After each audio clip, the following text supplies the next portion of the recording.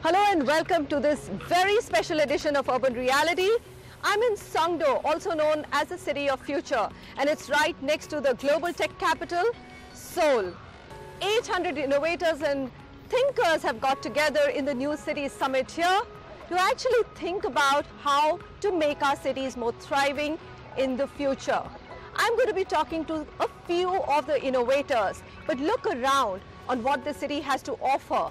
And before, or just about a decade before, there was nothing here. It was all marshy land. And today, it's a fully smart city. It has a 100-acre park, walkways, pathways, efficient energy systems, 20 million LEED certified buildings, waste management like you've never seen before. We're going to capture some of that. But before that, let's meet some of the innovators, and we'll start with the Indian innovator, Safetipin. Kalpana, so glad to have you with us. So tell me, what does Safetipin really do? See, we all know that women's safety is a very big problem in our cities. Not only in India, but globally. Women feel unsafe stepping out of the cities, definitely after dark, sometimes even during the daytime. So Safetipin was devised as a solution to help women and others make safer decisions when they go out. So what we do is we collect data through crowdsourcing as well as through geospatial tagging, where we get data about the public space, which is, what are the factors? So we have identified 8 factors. So this includes lighting, how open the place is, whether there are eyes on the street, whether there are people, is the area gender diverse, how close is public transport, how good is the sidewalk, and is there security? So these 8 factors together make up a safety audit, which have an impact on how you feel when you're in a public space. So eventually it is how you feel that determines whether you feel you can be safe. So we are addressing the feeling of safety through these factors, and it's a free app, so any woman anywhere in the world can download it and get information as well as input information. So you live in Gurgaon, and we know that Gurgaon is really not considered as one of the safe cities for women. What have you done with the Gurgaon government? Well, we've actually done something very interesting with the Gurgaon government, because from the data that we collected in Gurgaon, which is quite a bit, they approached us and they said, can you give us the data where the lighting is poor, but the crowd is high? So that means people are using the space, but the lighting is poor, and therefore they will be feeling unsafe. So they want to then prioritize those areas to begin working.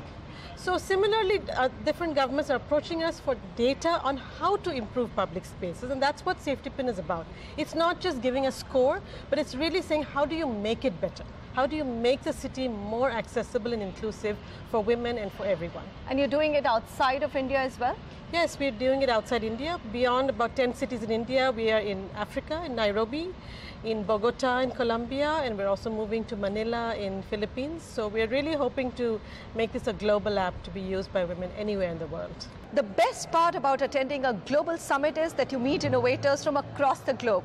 I have with me the founder of WhereIsMyTransport, Devin, to find out what does he do in his South African country. Devin, lovely name. WhereIsMyTransport? How did you think about it? Well, it started as a university thesis almost 10 years ago now, actually, and it was all about waiting for the bus. And as I said, well, we're still waiting for that bus. And really the role of WhereIsMyTransport is to connect and integrate public transport for emerging cities, where public transport has a very different blend of formal and informal transport. In India, you would think of it as the rickshaw, right? In my country, it's the minibus. In our neighboring country, the kombi, the matatu, the dala-dala, different names in different places. But really across the emerging world, the majority of the earth, we experience this mix of transport still today. So how does it really help both the government of the cities and the citizens of the city? Can you just break it down for us? So in order for cities to truly unlock the potential of their mobility network, they need to understand how that network functions, where it is operational. And the reality is that many of these cities within these emerging markets have no idea where this informal network is operating. So the role of WhereIsMyTransport, first and foremost, is to bring the information to the fore so that the government can start to understand how they can invest and how they can improve their mobility in their city.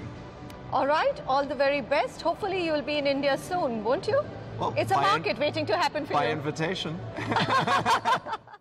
Imagine robots cleaning tall facades of buildings in Gurgaon, Bangalore, Hyderabad, Chennai. Well, it's happening in Tel Aviv. And the man behind it, Yaron, is with me. So Yaron, robots really cleaning facades of buildings like we can see behind us? Yeah, just like that.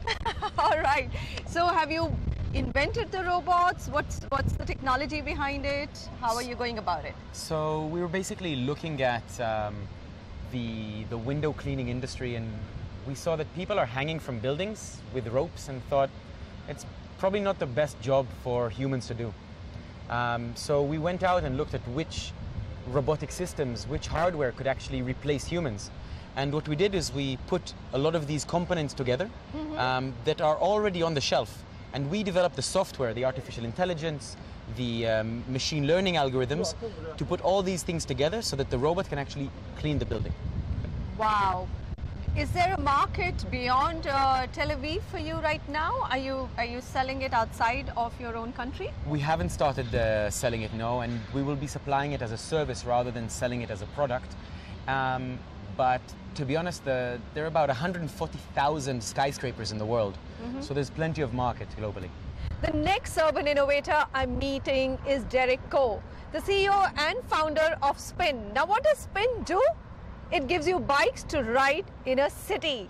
Derrick, thank you very much for speaking to us. So tell us, these are no ordinary bikes, are they? No, these bikes actually are stationless bikes where they have a GPS and they're data connected, and they have a rear wheel lock. So basically you use your smartphone, scan a QR code, the bike unlocks at the rear wheel, you can ride it anywhere, and when you're done you just lock it up, and we track the bike all the time, and in the US we just charge $1 per 30 minutes.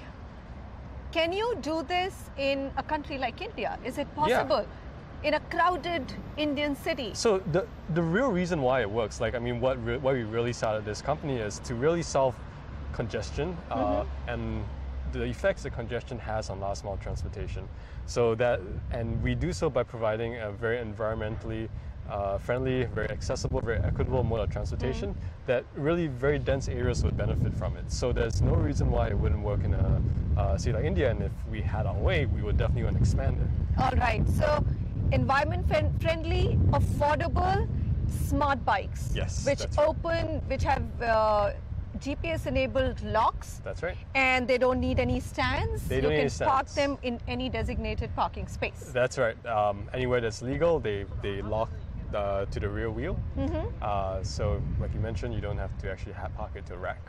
Congratulations on being chosen as one of the urban innovators. Thanks a lot. Those were some of the global innovators who are changing the way a city lives. When we come back, we're going to touch upon a city's well-being. Is a city's well-being measurable? Can you make it standard? And who's really responsible for a city's well-being? I'm coming to you from the New Cities Summit at Songdo. Stay with me.